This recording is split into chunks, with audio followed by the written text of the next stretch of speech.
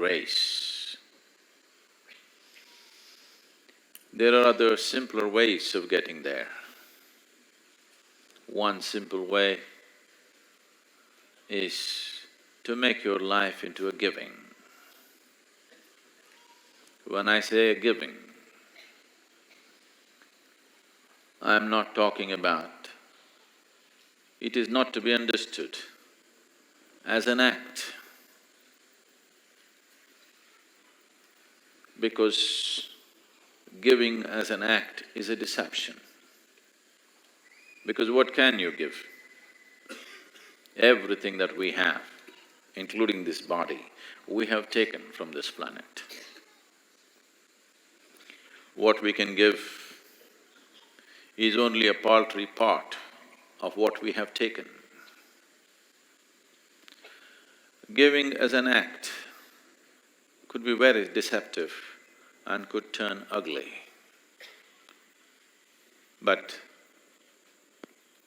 if your giving is your way of being, if your way of being is giving, and your actions are only a manifestation of your way of being, there is no way to avoid that.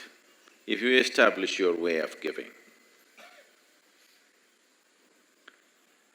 when you open your heart to give, the grace of the divine invariably seeps in.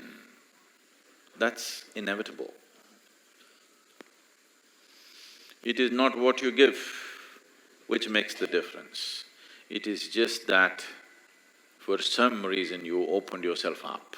That's what makes the difference. If you do not know how to simply sit here and become a doorway to the divine,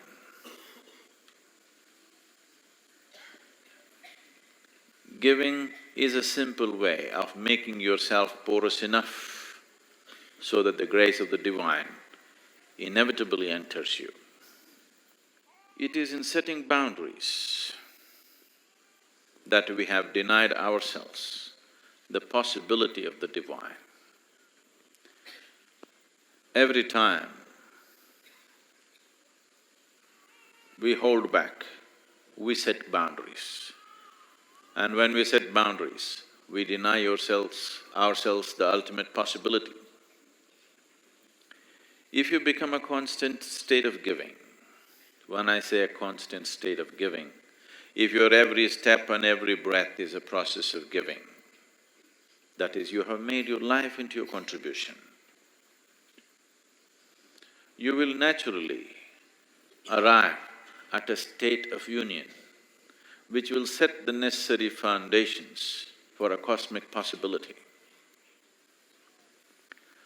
It has been my fortune and privilege that at a very early age, I became a witness to a certain state of giving,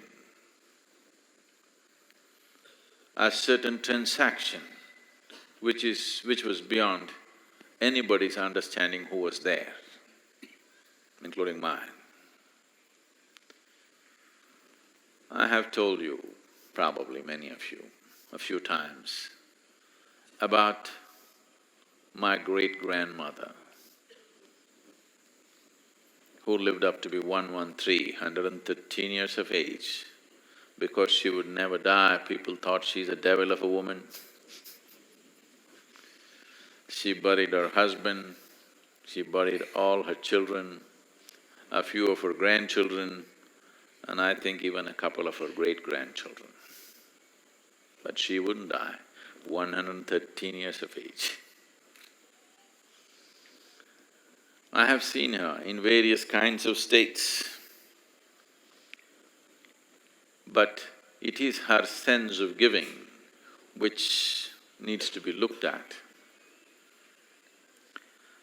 In the mornings, if she was given breakfast, she would always go about giving away at least 2/3 of it to the ants and the birds and the squirrels, particularly to the ants. And there would be unsolicited advisors around who would say, she's throwing all her food around, this old woman will die without eating. They all died. She didn't. There are many days I've seen her, this little breakfast that was left in her plate, she would just hold in her hand and simply sit there, watching the ants eating. Tears would be streaking down her cheeks. And when somebody asked, won't you eat? She would say, I'm full. I'm already full.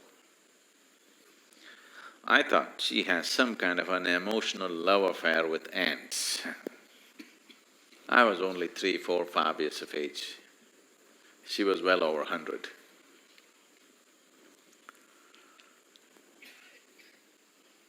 It is many, many years later, I realized there's another way to transact with the world. If the ants ate, she was being nourished. A logical mind would never understand this. This would look like rubbish to a thinking mind. But she was nourished like this. It is this nourishment which gave her an extraordinary longevity. Life happens in many ways. Your nourishment is not just through the food that you eat. Even now, only 25 to 30% of the nourishment comes from the food that you eat. The rest of it is the air that you breathe, the water that you drink and the sunlight. Without these things, you will dissipate. So giving is… First, I want you to understand, you have come with nothing, so you cannot give. We're just trying to deceive the Creator. We are giving. There's nothing to give. We just act it out. He also kind of plays along, so it's okay. We are playing a game. We are smart, so we're trying to deceive him. But he's intelligent, so he plays along. He's wise, so he plays along. There's nothing here to give. Everything is that we have picked up from here.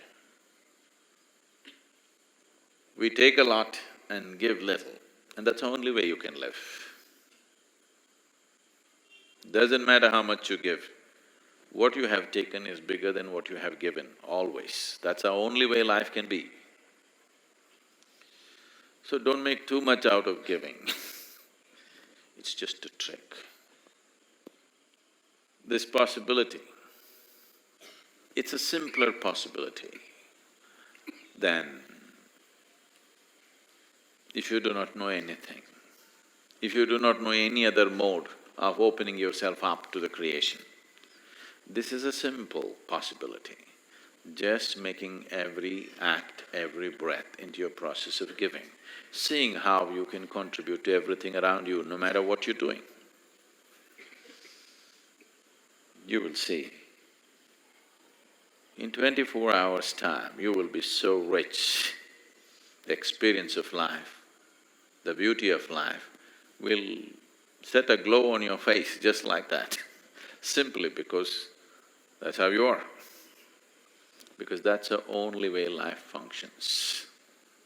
Life, the process of life is a giving. It's a transaction. In every giving, there is a taking. It is just that you ignore the taking. That's all. Not that there is no taking. There is taking. We are taking more than we are giving. But in your mind, you just ignore the taking. You just keep the giving. Because you don't have to take, it'll be pushed into you.